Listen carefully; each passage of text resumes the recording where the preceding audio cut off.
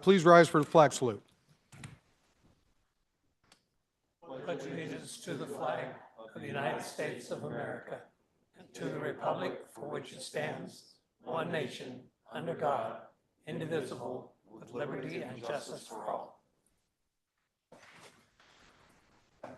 All righty, thank you. Will the city recorder please call roll?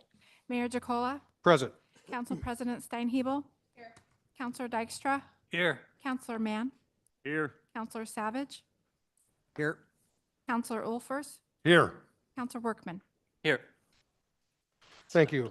Move on to consent calendar. The following items are considered routine and will be enacted by one motion. There will not be separate discussions on these items unless a councilor so requests. In this case, the item will be removed from the consent calendar and considered separately. Number one, agenda, Lebanon City Council agenda, July 10th, 2024. Approval to award 2nd/3rd Street Alley sanitation pipelining, bid authorization, North Santiam Highway water line extension, and council meetings from 2024-06-12, regular and executive session. Is there a motion? Move for approval. Second. Motion was made to approve. It's been seconded. All in favor? Aye.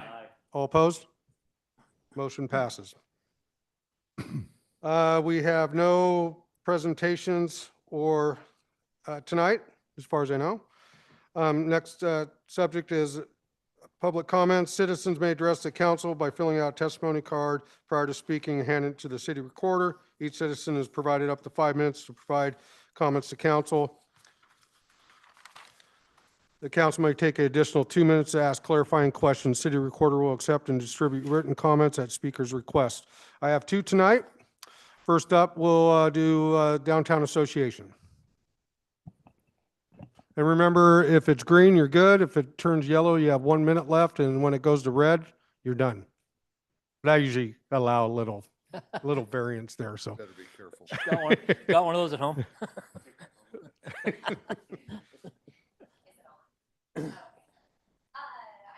Turn your Is it red? Better restart our time. God, I better stop it. Oh, there we go. Thank you. Okay, there you go. Can you hear? So I wasn't here last month. We were in Florida with our new grandson. And so I'll kind of update on the last 2 months of the things that have been going on downtown. In May, we had our merchant cleanup weekend. We didn't do the community cleanup day because the Build Lebanon Trails already took care of that. So we didn't have to. So we just really focused on downtown and Main Street, and we got 8 pressure washers that were donated to us. The city put out bark dust, and we pressure washed all the streets downtown, and a lot of the merchants participated in that. So we got all the side streets done and the 4 blocks down Main Street. The movies in the park, they start on Friday, and the weather seems to be good, so it should be good to go. The concerts would have started last night, but we did cancel it because of the heat. And this year we've gotten about 8 or 9 different vendors that have signed up to come down there. And so we're going to have a beer garden by Barcidius, and food and arts and cotton candy and all kinds of stuff going on down there. We've started a bike art project that the police donated the bikes to us. So we've got those out to the merchants to decorate instead of the turkeys this year. So we kind of gave the turkeys a break, going to do the art on the bikes so we can lock them on the light post and won't have to take them in and out every night. So they go out the 1st of August. Strawberry Plaza, the last artboard is going to be delivered Friday, so we will have all brand new artboards put up. The city's going to put all those out right after we get the last one collected. We've had 2 murals go up this summer so far. One is completed. The other one is pretty close to being done, but with the heat, he's kind of had to take a break on that. We're working a little bit with the school of doing a downtown when the new student welcome week. So we're planning something for the downtown and helping to fill the medical bags with thank you cards and little trinkets from the downtown businesses to welcome them to the downtown. Our first Fridays are going pretty good. The next one is eating and drinking around the world. So all the different locations are going to take a country and do something fun with the food and drinks. The wine walk is next Friday. We have more wine vineyards this year than we did last year, so we're kind of hoping for a good turnout.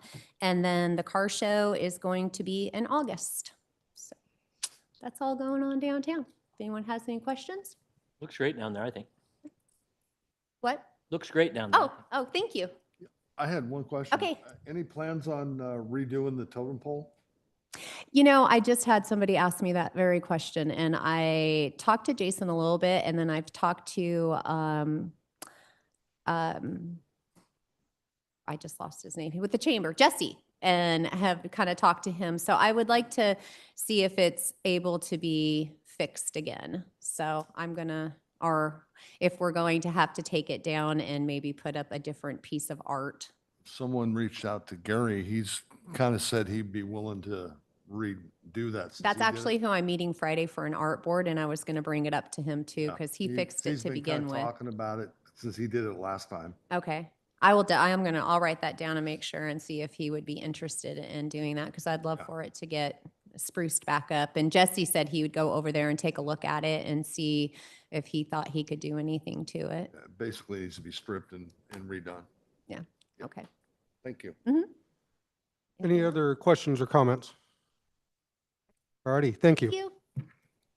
Next up is Ken Reynolds, Ward 3.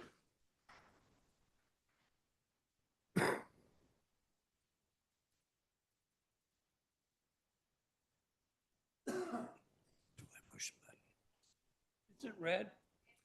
This is blue, okay. I'll remove my hat. You'll have to forgive me. I mowed the lawn today and everybody knows how hot it was. I'm not a very good talker as far as talking in front of groups. Maybe one or two people. Some people know me here, but my problem that we have is parking in front of the mailboxes on our street. We live on Lupine. Across the street from us, the police department has been there many times. There's kind of a homeless camp in the backyard, and they'll have up to 9 tents sometimes during the summertime. Some of them have cars that they drive. I don't know if they're legal or not. That's not my department. But the big problem is they cover everybody's houses and they'll block mailboxes. From what I understand with talking to the code enforcement officer, there is no statute or whatever you want to call it here in Lebanon that says they can't block a mailbox. The federal government delivering the postal says they don't have to deliver if the mailbox is blocked. If you've got bills that are coming, or if you have a credit card that you're getting in the mail, you kind of worry about, is somebody taking it? For whatever reason, if you're not getting your mail 2 to 3 times a week, it gets pretty frustrating. We've been on the good side of those people, mostly not blocking the mailbox. And then all of a sudden you'll get a new tent come in, maybe a new car. Then you're back at it again. And it's kind of a war that we're having. I guess what I'm here for is if I was to come and block your mailbox every day or 2 or 3 times a week, how would you feel? If there's nothing on the book saying they can't do it, there's nothing I can do about it. I just want, as a quorum, you guys to maybe discuss things, and maybe something can be done on your level to help us as homeowners. The majority of these people that camp out in that backyard, they're not paying taxes. You know, John across the street has a big heart and he's helping. It all started with a Vietnam veteran that lived in his car in his front yard. And after he passed, then his daughter, the gentleman that passed daughter, came and lived in the van for a while. Then she moved into the house and then she goes downtown and then she says, well, we've got a backyard you can put a tent in. And there you have it. You've got 9 tents, you know, and pretty soon you got one neighbor that's fighting with them and neighbor behind them. They're all calling. So what have you seen? You know, it's pretty hard on us, but they're not breaking any laws that can be taken care of. When they have, the police have been pretty good. The code enforcement officer is there. He does his job like he's supposed to. I mean, but it's really frustrating on our part. And the biggest thing is the mail. We've got 3 Are these- mailboxes there.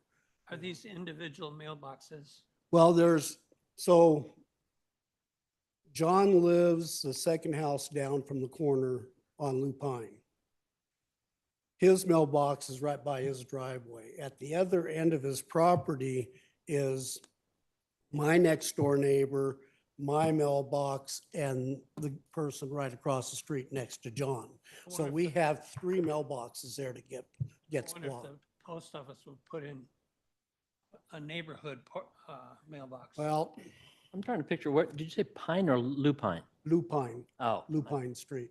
So we're off of Vaughn. There's those. So there's 3. not an option of having a mailbox up to your house where they have to come walking up to give it to you? No, it's I a got you. driving route I got you. and the mail carrier, she's very nice, you know, she knows what we're up against. She says this has been an ongoing thing, you know, and there's other places I'm sure that have the same problem. I even suggested to John to move his mailbox over and join ours. As long as we kept them in order, there wouldn't be a problem.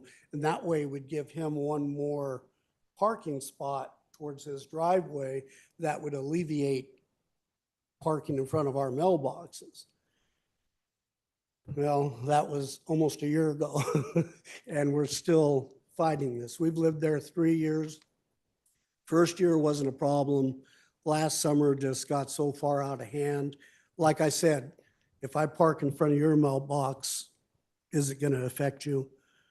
If I do it twice, is it going to affect you? If I do it 3 times a week, is that going to irritate anybody here? So they asked some questions. Do you guys does the council have any more questions? No. Let us look into this. Do you have anything, chief? Do you know anything about the situation?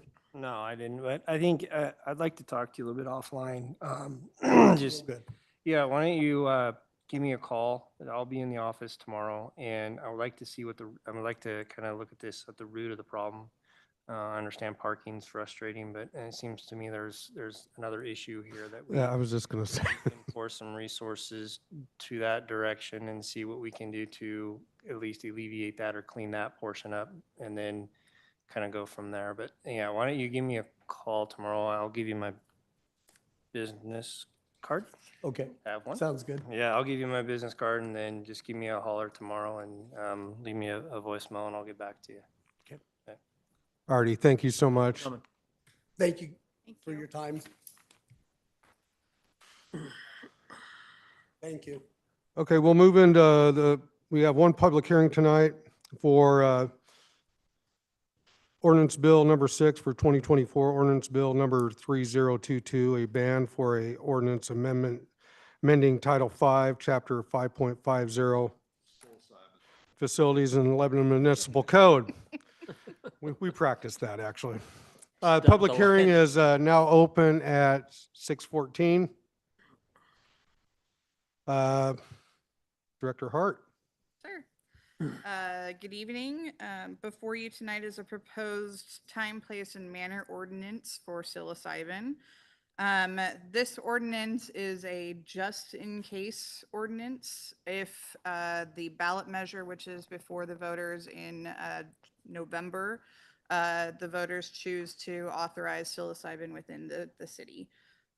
So in December of last year, the city council, recognizing that the moratorium that was put in place in 2022 was going to be coming to an end in 2024, authorized for the ballot measure to move forward, but then also requested for staff to put together a time, place, and manner ordinance that sort of filled in the gaps that we thought were missing within the Oregon administrative rules, and to address anything that was Lebanon specific. We kind of discussed those in work sessions in earlier this year and at the end of last year. And so before you tonight is that proposed ordinance.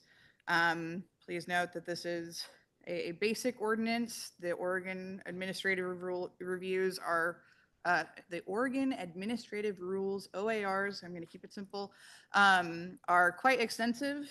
So this is not a extensive ordinance. It does address basic hours of operations for facilities that would occur within the city. It establishes zones in which the facilities would be able to operate. We are talking about two different types of facilities. There's the commercial side of the equation, which is the service centers where the psilocybin would be administered. And then there is the manufacturing side where the psilocybin would be processed and made into other things. And so for the service centers where it would be authorized is what is proposed is the highway commercial zone and the mixed use zones, and all other zones it would be prohibited. And the manufacturing facilities would be authorized within the industrial zone. There are already separation requirements from schools and from residential areas that are established within the OARs. We're proposing within this ordinance to include additional separation requirements of 300 feet from city parks. And then also proposing separation requirements from service center to service center of 1,000 feet so that we're not getting a proliferation of these facilities throughout the city.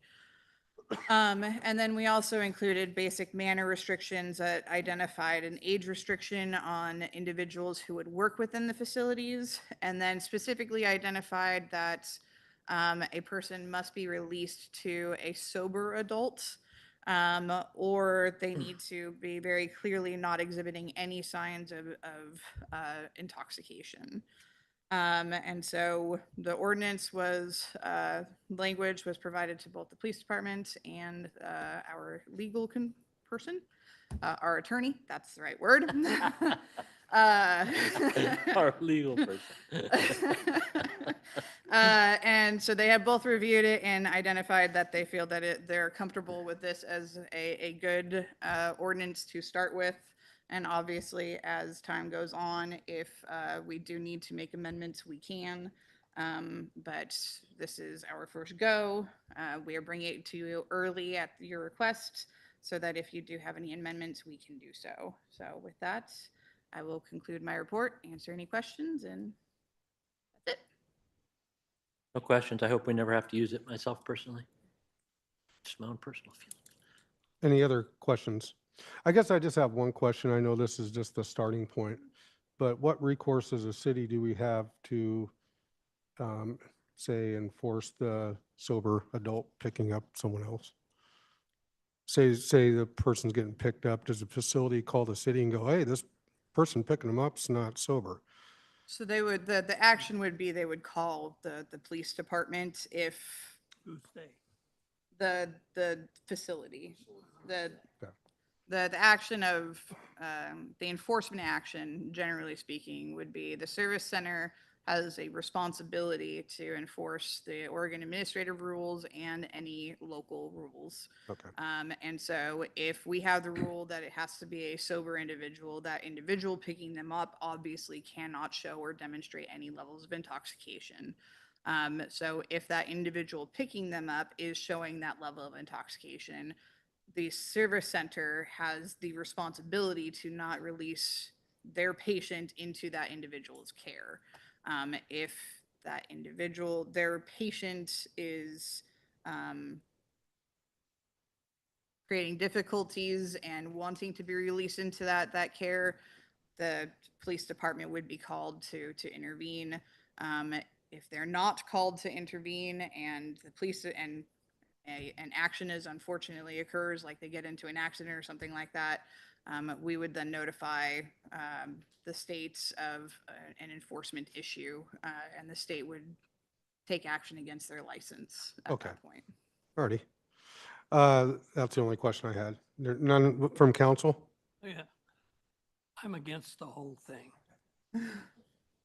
Is there any way to stop it? The way I understand it, we have to put something in place. We put it on the ballot. Yeah, That's the how we ballot. stop it, and let the people I'm decide. still against it. Yeah.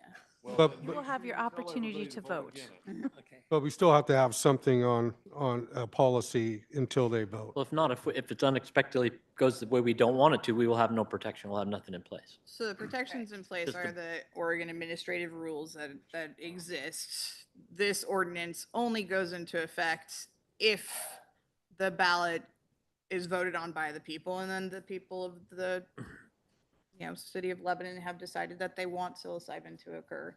And the majority of the voters have spoken at that point. I see no advantage. That's what the ballot box is for. Any other comments? Alrighty, is there anybody, the public that would like to speak on this matter? Please come forward.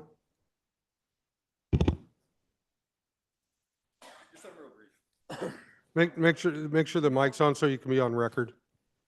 Mike Massari, I'm new here to town. so- Your little red light on in that microphone? No. I think it turned it off. How about now? Yeah. Okay. Just pull it close. Just a question. You had mentioned before, there's concerns from the fire department about, I think it was heat, pressure in manufacturing, right? Is there anything that differentiates whether it's all or nothing or one or the other when it comes to the service center versus, manufacturing? Like, are we saying yes to one, no to the other, or is it yes to all and no to all? In the ballot measure? Yes. The ballot measure is for yes to all or no to all. I was just curious because some people might be for the service center, but not for manufacturing, right? I think there's different concerns. So I didn't know, is there any way we can break it up so they have the option? My understanding is we as a city could not stop there's manufacturing, there's service, and then there's labs. There's some that we cannot say no to by So state law, correct? laboratories, you cannot Okay, say no to. Manufacturing facilities and service centers. We can. You do have the right to control and regulate as prohibiting through the ballot measure Okay. itself. The ballot language was presented to council last month.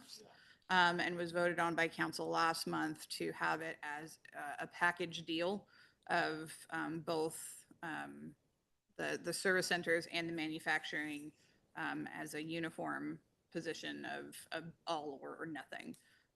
And so that's what was voted on by council to put as a ballot question. So. Okay, I just think, some people might want it available to use.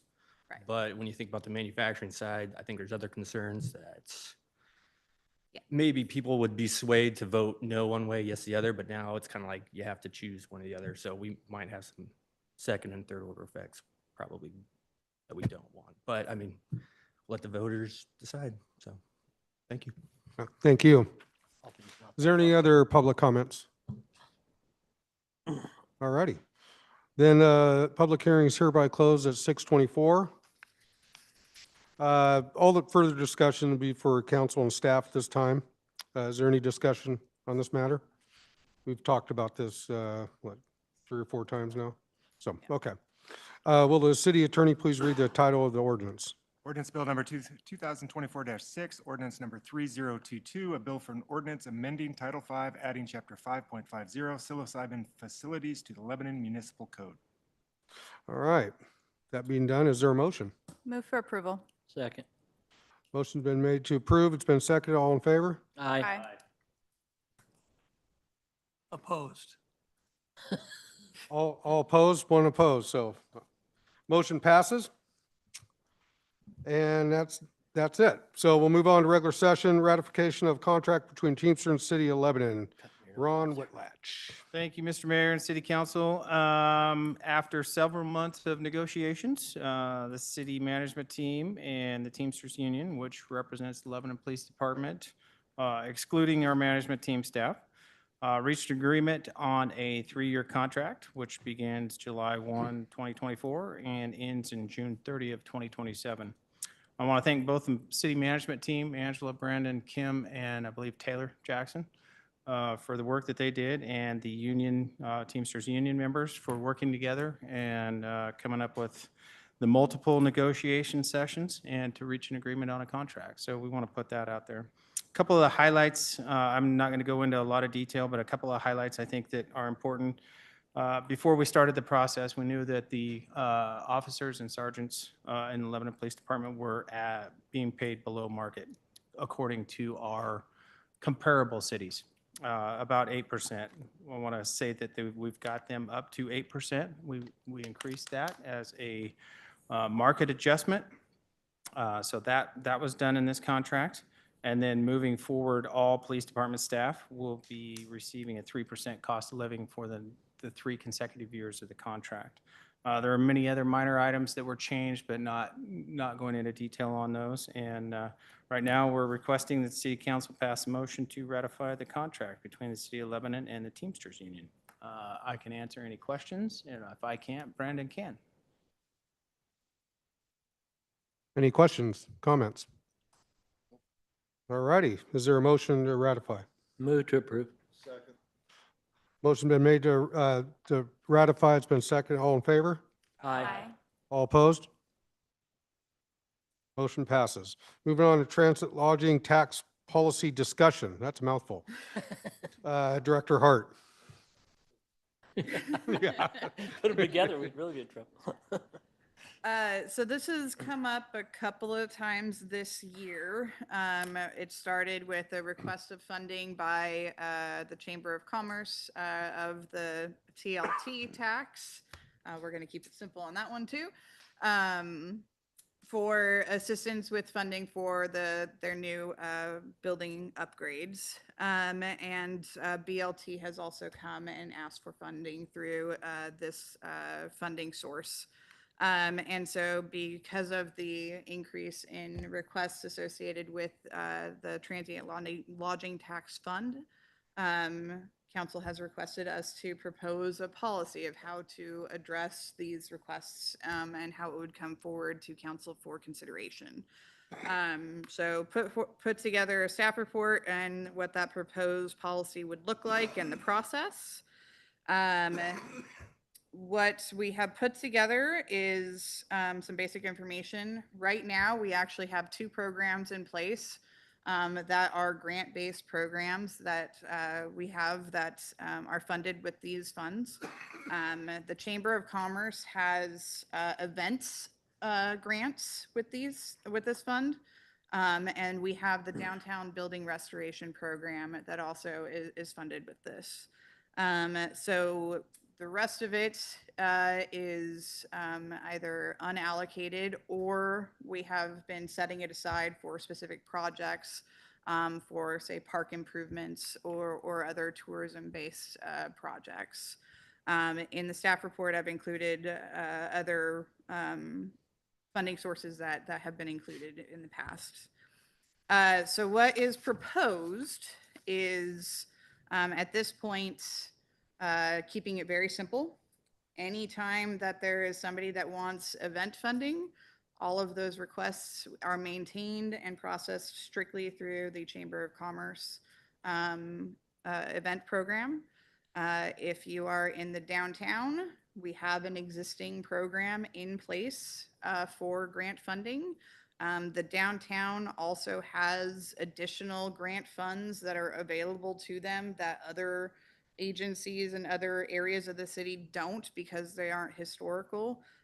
So the state has like the Diamonds in the Rough program that they have additional funds available. So because of that additional funding, the proposal would be that if you're eligible for the downtown building restoration program, that is the grant funding source that you are eligible to utilize. And then the rest of the funding source, it is either to be allocated through the budget process, and staff would identify if there are specific capital projects that we have planned. And any remaining funds would be eligible for people to make requests for funding. And if they want to make those requests, we would have an application process where they need to submit their proposal, how include a project description. It would be a capital project, obviously, because the events are through the chamber. Provide any architectural engineering plans that they have that demonstrate the scope of the proposal. A statement of how it would be a community benefit, and then identify if they have any matching funds or private investment included in it, timing of the improvements, and then also a narrative that identifies how they meet what the finding and decision criteria is. And then the proposed decision criteria is, again, do you provide a community benefit? And do you meet the requirements of the definition of tourism-related facility as identified in the Oregon Revised Statutes, which I included in the staff reports. Pretty simple, but it basically says the funding is not a guaranteed funding source on a year-by-year basis. It is as we have funding that is left over that is unallocated. And we have a process which you have to demonstrate that you're providing a community benefit and that you meet ORS standards. And then it would come before council, and council would vote that you meet the decision criteria, yes or no. And then they would receive the funding based off of that. So that's the proposal. We're open to suggestions or modifications. Could you, let's just use the example of the Chamber of Commerce updates. Walk me through how that would be different with this than the way it was before. So the way it was before, we didn't have a process. So Right. she basically just came to a council meeting during public comment and said, hey, can I? Yeah. Nicely, right? This process, she would have approached our city clerk recorder's office and submitted an application form with information, provided us with a drawing of what the building would look like, provided a written description of her proposal, provided a written narrative of how her project actually meets a community benefit, which, you all had that discussion, yes, but you actually have a written record of how you're making that decision. And then she would have to identify how she met that definition of the ORS, right? And so you actually have an application versus just a discussion. And we don't have an allocation basis right now of the funds. What we have proposed here is a situation of, if we have extra funds, this program will be available. If there are no extra funds, this program won't be available. And so there's no guarantee, we're not creating a guaranteed program basis. Where we're creating like a grant like the downtown building restoration. So we're just creating guidelines basically, and we're creating a process instead of having like BLT where they had to come 3 separate meetings. Yeah. So It we're gives us just, a And we mechanism kind of for somebody modeled it just after showing up. what Build Lebanon Trails did. If you look at what they did in the last one where they asked for that, they submitted I'll call it Letter. a letter, Yeah. but it outlined all those items in there. And so we're putting something in place that that basically for folks that want to use this, there's a way to do it rather than, it felt a little clunky the way we were doing it before. So I If guess I'll the- streamline it a little. And the due diligence be done before it even reaches The due diligence would be done before it reaches council. council, yeah. What we wanted to do was have a process, but we didn't want to create a grant program where there's a guaranteed funding source, right? So we still wanted to have flexibility of the fund, but we wanted to have a process for people to go through. And so this just sort of codifies what that process would look like. So it doesn't create a multiple month process, and it doesn't create the awkwardness in front of council to have to figure out how to navigate through it. You'll have something to review and something to make a decision on rather than a conversation. Are you happy with it? I'm fine with it. Well, it gives us a mechanism for if somebody shows up, we can just direct them into the process Correct. instead of making them feel like we're not listening or, Yes. And it makes it the same for everybody. yeah. Yes. Nobody will be thinking of favoritism because it's talking. Well, and it keeps people from having to come back maybe 3 times or multiple times. And I know we had this just recently with these two, but in the past, we've had others that have come and approached us. Guitars Under the Stars, I can think of off the top of my head. And I think just having a form for them to come with that information instead of continuing to pitch in the 5-minute public comment period would be fantastic. So I just wanted to say thank you for your work on this, and I really appreciate it. I like it, obviously. Too. Thank you. I'll do a verbal. I like it. Great. So there's not really a motion to be had. It's more just providing direction. I think it sounds like the council kind of likes this idea, so. Good enough. Is there any other questions or comments? All righty, we'll move on to League of Oregon City Legislative Priorities Discussion. This one's really quick. Before you is a packet of 18 pages of legislative priorities that the league has put out. It is council's role to decide what council wants to set as the city's top 5 priority to make a recommendation to the league for. You just said 5. Top 5. Okay. So it's, 18 pages. We do have our strategic planning session coming up in a couple of weeks here. And so we didn't want to just have you guys make the decision quickly. Thought maybe having the strategic planning discussions first would be appropriate before making decisions on the ranking. But wanted to have enough time for you to review it. So this is just here's the information. We're available to answer any questions if you have any about the process, but review it, ask any questions. And at the August meeting will be the vote of the top 5 ranking, which the city manager will then present to the league.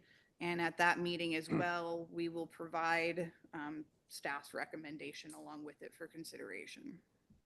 Have we thought, and I didn't think about this until just now, until we're sitting here, about how to get their votes back for that August meeting? The vote will occur at the August meeting. Okay. I imagine we're going to discuss that. It's not like I get to vote, you get to vote, like we have to, as a body vote. Yeah. And in between now and then, we'll come up with something good of how that's going to happen. Well, the other option you could have is to throw out just a spreadsheet to everybody, and you could vote on your Yeah. own priorities and rank them that way if we wanted to. Is that, what's council's preference on Well, I that? think that might be a little more organized because it's hard to vote yes or no on a top 5, or then that means we have to have prearranged top 5s out there, or we go around one at a time, my top. It might be better to have what you're saying. Yeah, good already starting in- place. Already in front of us to be able Good to idea. tweak it. Because we're all going to have different priorities. So we could put together, Probably Julie, gotta we be could send out like a poll or something with the 18, is there 18? No, 18 pages. How many There's legislative 23 Yeah, priorities. okay. So we could put those out, and you guys could vote on them, and then at that we would have a tally of that at that. So I think what we'd have to do is like a survey monkey so that nobody knows who the vote is, so that it's not a meeting. It would be nice if perhaps our LOC legislative lobbying also was congruent with what we're having Sean Tate do as our lobbyist. Yeah.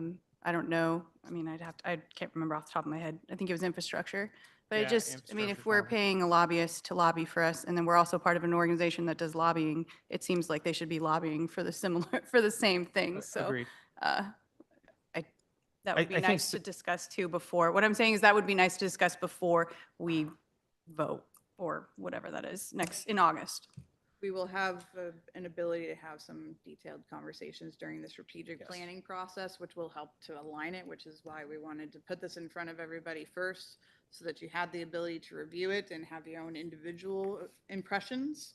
And then the strategic planning session, which is, you know, a work session with all of council. We will also have Sean there as part of the process. Perfect. That will be part of the alignment, and formal process of a vote can occur after that, and after we have those discussions. So if we put out a survey after the strategic planning and basically each council member got a survey so that you don't know who's voting on what, and then we can compile that data and bring that back to the August council meeting, and then you'd have it in front of you. That cut down a lot of discussion at the beginning of the August meeting. Yeah. Well, there And should be some possible discussion though during the, and not to say that we still can't discuss it then, but I think, yeah, rather than go through all those. I guess I might have said arguing instead of discussion. There you go. I think we're going to be pretty aligned on a lot of these things, Yeah. honestly. And we'll have more discussion on it at the strategic planning, right? So and our consultant will be there, so he will hear what this body's aligned with and not, so. Okay, we'll put something out after that strategic planning. Any other discussion? Okay, we'll move on to the city manager's report. All right, thank you again, Mr. Mayor. You will notice in your manager's report, one of the things that came up at, I believe it was last meeting, we had a request for a bottle drop. Kelly has been in contact with Bottle Drop, and you can see that in her report. She's got some more work to do there, and we'll be reaching out to our different businesses to see if we can get a bottle drop. So we're moving on that. So at that request. So that's one thing. Supreme Court rulings. I'm sure everybody's heard about the Sheets and the Grants Pass ruling, which is on the homeless. Really, to report on that, there's really nothing to report. We're still following Oregon law until there's legislative action that takes place. What we have in place right now is what we've got. So nothing really changed for the state of Oregon on that. So there's a couple other things that you'll notice in Kelly's report, Supreme Court weighed in on, and maybe Trey, you could give them some updates on that at one of the next couple of meetings. You and I can talk about that, just different things that impact elected officials and whatnot. So I'm sure many of you have seen the project up on Highway 20, Mr. Spires and Mill Race. They've started that. They're doing the highway widening. In fact, you approved tonight for us to advertise for bids to do a piece of a water line extension up there that wasn't part of his project. We want to tie that all together while they're out in the highway. So that's moving forward. I don't know how fast it will be, but that is moving forward. So stay tuned. It's probably going to be a mess up there. You Is might it want to gonna- use Highway 34. It's going to close 28, any length of time? No, they're not allowed to close it. There'll be lane closures and flaggers and stuff like that, but they won't have any full-blown closures. So. And last on my list, we sent the final check for the West Side Interceptor to our contractor. That project has been completed, or at least that phase, which was the majority of the phase that we had in mind. The original guaranteed maximum price, remember back, this was a construction manager, general contractor project, was $21,300,000. Our actual final was $18,700,000. So we saved almost $2.6 million based on not having so much dewater cost, and then we saved almost $1 million in using an alternative aggregate for backfill through value engineering and doing some different things. So that was good news, $2.6 million. And so with that, I can answer any other Can questions. survive in another that. year.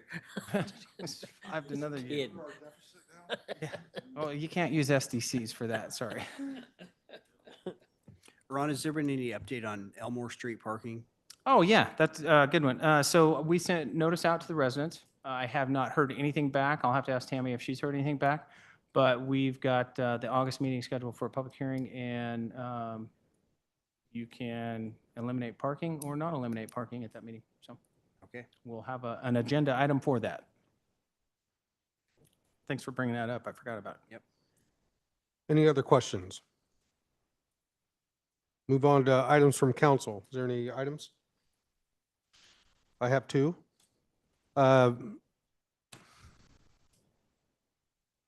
Sorry. Two things, city manager recruitment. We had talked about reopening it in July. So we need to start maybe talking about that. I was going to let Ron talk about that a little bit. You would? Sure. So I guess at this point, it's what does the council want to do with the recruitment process? There's options to go out again through internal. You could hire a consultant to basically headhunt. What's the vibe of the council at this point? Internal, I say, but I don't think I mean the same thing that you do. I don't see why we have to recruit. Yeah, I see where. Can we just make it as awkward as we can, for the guy? Like, you know. What's it gonna take to get us into that position today? Well, there's some things, and it probably tonight's not time for that discussion, but Perhaps maybe we should wait for a decision until we finish our strategic plan on July 22nd. I think that would be very And in appropriate. the meantime, people can I call. would seriously love, like, say, you've done a great others. job, Ron. I appreciate you. Well, thank you. I appreciate your devotion. I would say that it's all me, and I'd be flatlined, but you've got a really good team Didn't of say I was gonna directors believe that that. are, they, Wait till after that. That's what Blush good will leaders have left say. your face after that. you'll do what now? The blush will have left your face after that. It's just hot in here. I saw a new shade of red. Yeah. I think bringing it up is just bringing it back on our radar because we had talked about it. So think about it in the future and we'll go from there, but we'll have further discussions.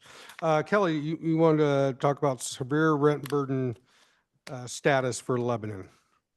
Hey, Can you brief us a little bit on that? we are no longer a severe rent burden community. Per statistics, we still have a long way to go.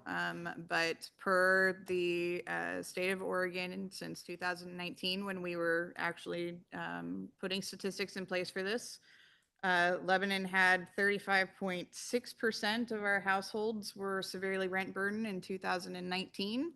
And every year since then, we have been significantly reducing that. To this year, we did not receive the notice from the state that we have to do the obligatory public hearings to have the conversations about what we're going to do to try to help reduce it, because we are now at 22.3%. We are officially the city that has dropped the most in the entire state and the fastest in the entire state. And that is contributed to a number of factors, but that's a lot of the housing that has come online, and a lot of the work of our nonprofit organizations that are providing services, and a lot of the work of the city staying out of the way of development and letting development do its job. So we are doing what we need to do. And so we have some good things on the horizon. And I think that is something that the city needs to champion and scream at the top of our lungs that we are being a good participant in the solution. So I'd be happy to provide additional information as we need. But I think that we should be trying to get the word out on that information. That's a big drop. Yeah. Alrighty, thank you.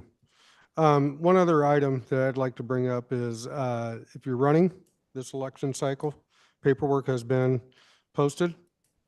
Make sure it needs to be turned in by the 31st, correct? Okay. So that's for whoever it applies to. So I think there's 3 of us? Four. 4? There's 4. 4, yeah. Okay, all righty. Can't take another Is swing there, at me. is there any other items? And I'll turn it over. Is there any public comments, press? All righty, this one was easy tonight. Okay, next scheduled council meetings, strategic planning session, July 22nd, 2024, 9 a.m. at Best Western Boulder Falls Inn. Everybody knows where that's at. And then city council regular meeting, August 14th, 2024, 6 p.m. right here.